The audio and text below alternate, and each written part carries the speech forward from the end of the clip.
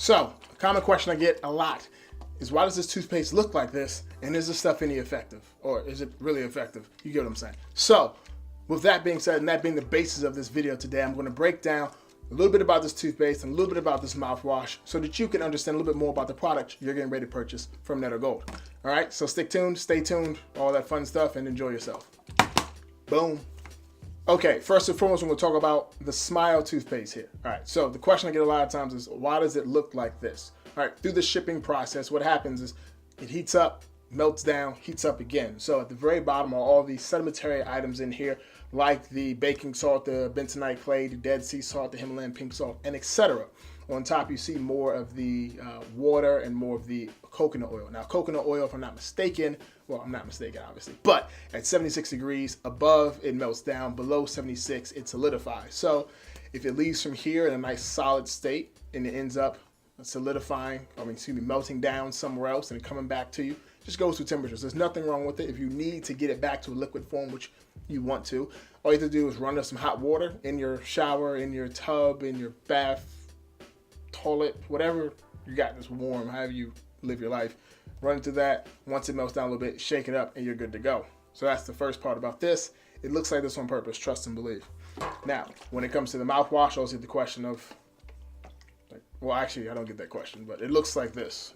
You may get it, and it may be, again, sediment at the bottom. You just shake it up, and you're good to go. Cool? Any questions about that?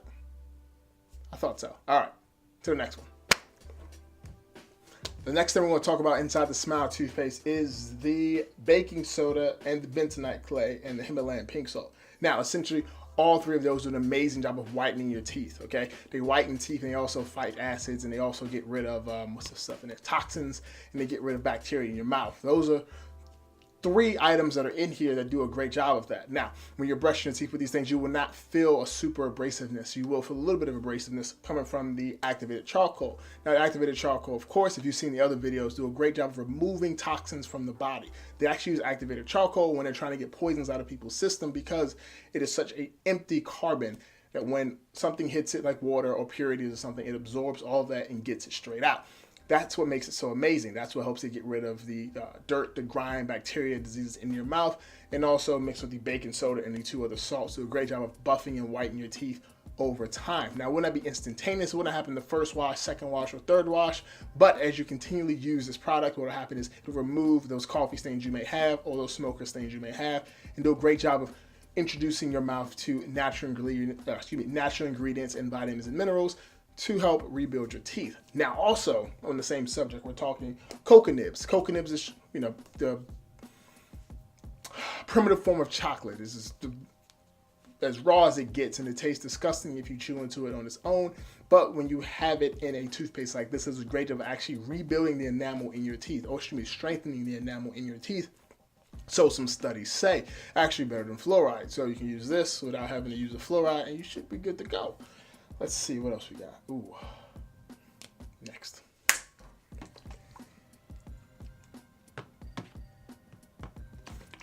All right, so now we're going to talk real quick about the clove buds that are located inside of, actually both, actually. This has the actual clove buds. This has the clove bud essential oil. Now, my mom, when I was younger, would always put clove buds in my mouth if I had a toothache before I went to the dentist or anything, because clove buds do an amazing job of numbing the pain receptors in your mouth. So that's an amazing aspect to have inside of this mouthwash here and inside of this toothpaste here to numb any pain you may have from like gingivitis or something like that while we're combating that process.